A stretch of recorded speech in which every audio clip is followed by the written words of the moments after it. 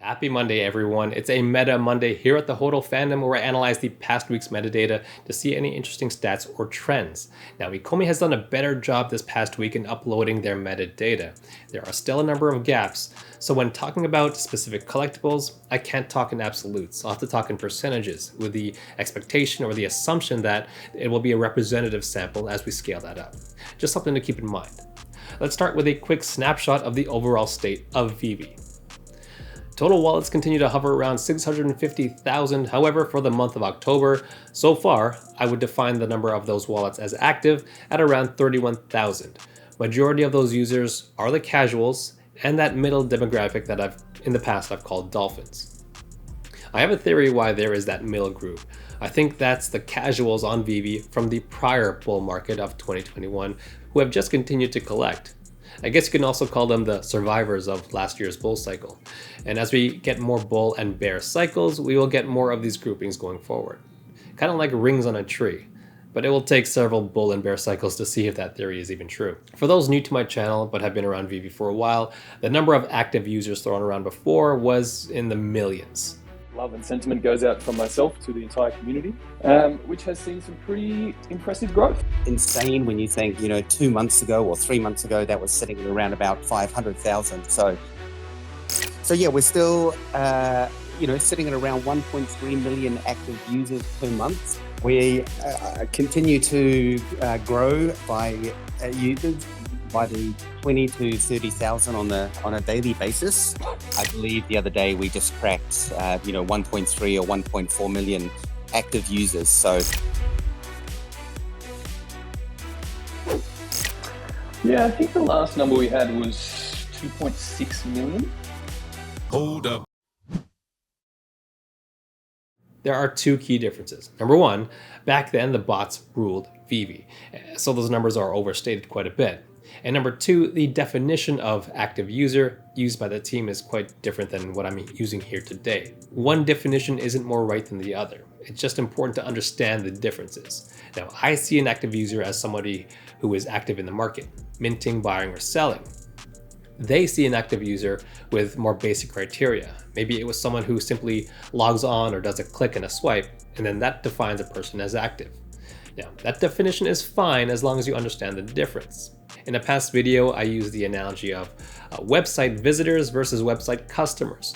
Two different things, but both have their uses and both have their merits.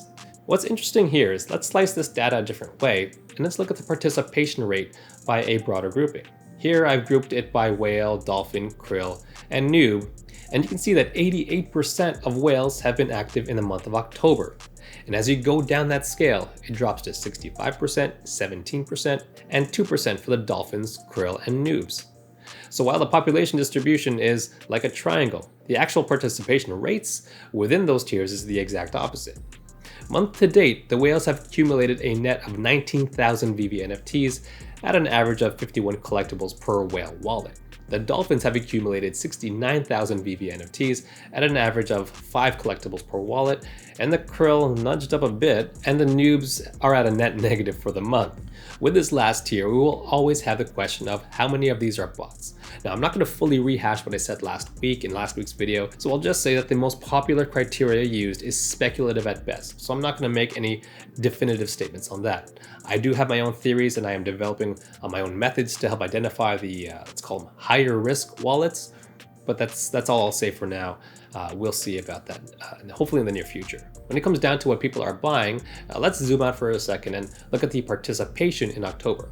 There are definitive spikes during drop days, and in between, there's a drop in activity by about 80%.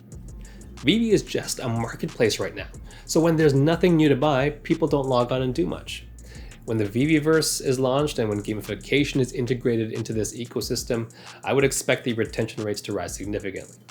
If Veveverse activity and gamification then require a certain collectible, then this sales activity will definitely go up as well.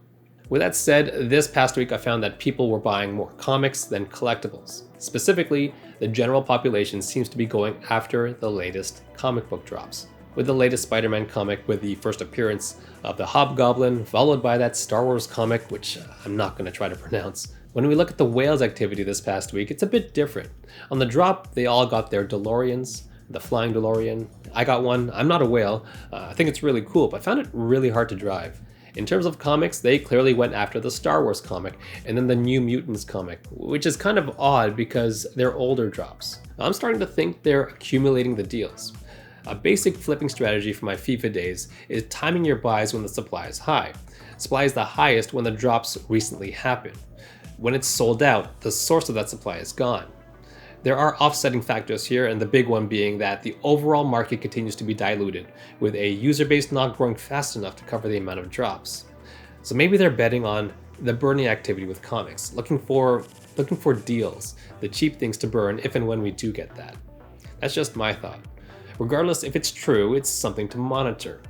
I might start doing the same on drop days, trying to snipe the comments if they do fall under $2, and not financial advice. Anyways, that's what stood out to me this past week. I might get in some full-length videos later on in the week as I have a pretty big backlog of video topics I want to get through. Thanks for joining me on Meta Monday, and I'll see you soon in the next video.